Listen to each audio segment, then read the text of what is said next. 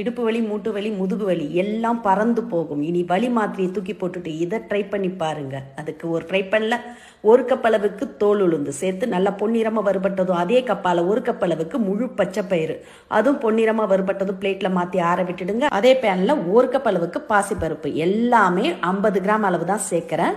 அதுவும் வறுபட்டதும் 1 கப் அளவுக்கு கருப்பு கவுனி அரிசி அவங்களையும் வறுத்து பிளேட்ல மாத்திட்டு, அதே கப்பால 1 கப் அளவுக்கு பொட்டுக்கடலை, 10 முந்திரி, 10 பாதாம் எல்லாம் வறுத்து நல்லா ஆற விட்டுடுங்க. ஆறின பிறகு மிக்சர் ஜாருக்கு மாத்திட்டு கூடவே ஒரு 5 ஏலக்காய் சேர்த்து நல்லா நைஸா பவுடர் பார்த்துக்கு அரைச்சி எடுத்துக்கங்க. நம்ம என்னதான் அரைச்சாலும் கொஞ்சம் கொரகொரப்பா இருக்கும். அதனால எல்லாத்தையுமே சலிச்சு எடுத்துக்கங்க. சலிச்சு எடுத்துட்டு நல்லா ஆறின பிறகு இதை ஒரு ஏர்டை பாட்டில்ல போட்டு மூடி ஸ்டோர் பண்ணி வச்சு இதை நீங்க தினமும் டீ காஃபிக்கு பதிலாக கலந்து குடிக்கலாம். இப்போ அதுக்கு செய்யறதுக்கு ஒரு 2 டேபிள் ஸ்பூன் அளவுக்கு எடுத்து காய்ச்சன பால், காய்ச்சாத பால் எதுவாக இருந்தாலும் சேர்த்து கட்டிகள் இல்லாம நல்லா இவங்களை கலந்துட்டு அடுப்புல வச்சு நல்லா 1 நிமிஷம் கொதி வந்த பிறகு அடுப்பு ஆஃப் பண்ணிட்டு 2 டேபிள் ஸ்பூன் நாட்டு சர்க்கரை சேர்த்து கலந்து தினமும் டீ காஃபிக்கு பதிலாக இதை கொடுங்க.